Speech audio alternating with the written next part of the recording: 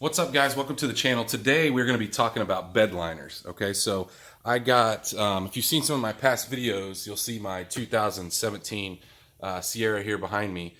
And I went back and forth on what kind of bed liner I wanted to buy. So I thought about spraying bed liners. I thought about some of the aftermarket drop-ins.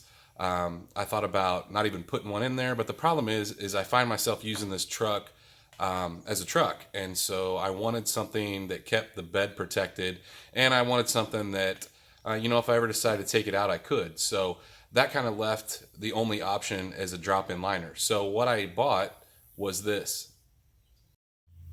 It's a GM liner, and one of the main reasons I went with GM over other drop-ins, for a couple reasons. So the first reason is it was cheap.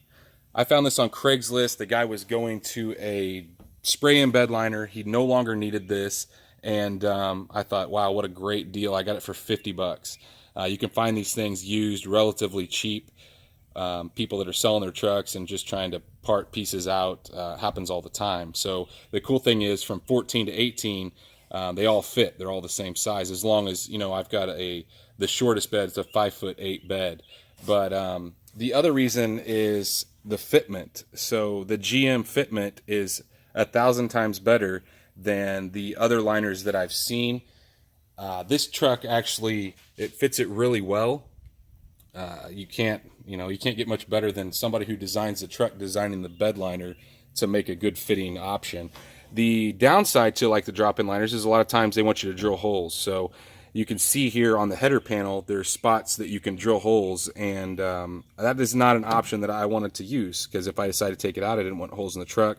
I didn't want the potential that it might rust down the road. I don't really drive my truck in terrible weather, but if I did, I didn't want it to rust.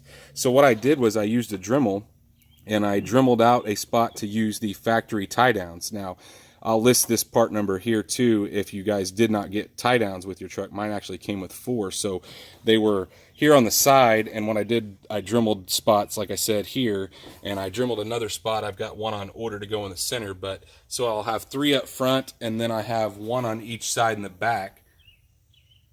And it didn't take me very long with the Dremel just to knock out a spot in order to put those in. But like I said, I didn't want to drill this truck.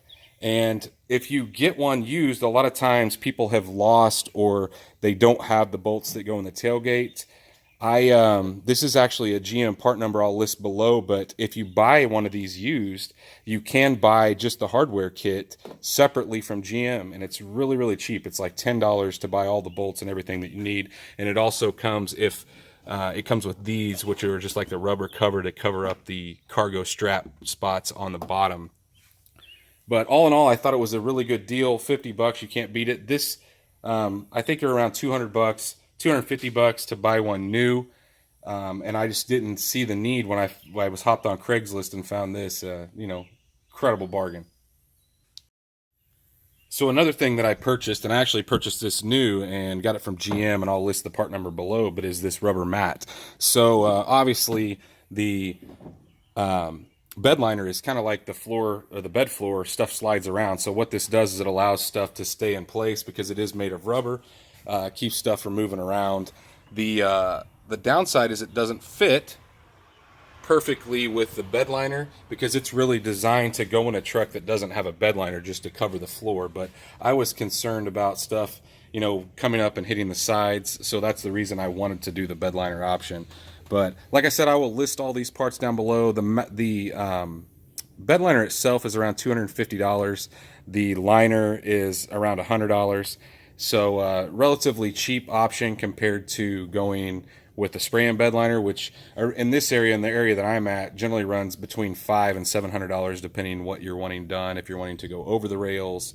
But this is the best option and cheapest option I could find, and it really fits what I wanted to do. Like I said, I didn't want to do a spray-in bed liner. It's because if I decide to remove it down the road, obviously that's not an option, or it's not an easy option anyway.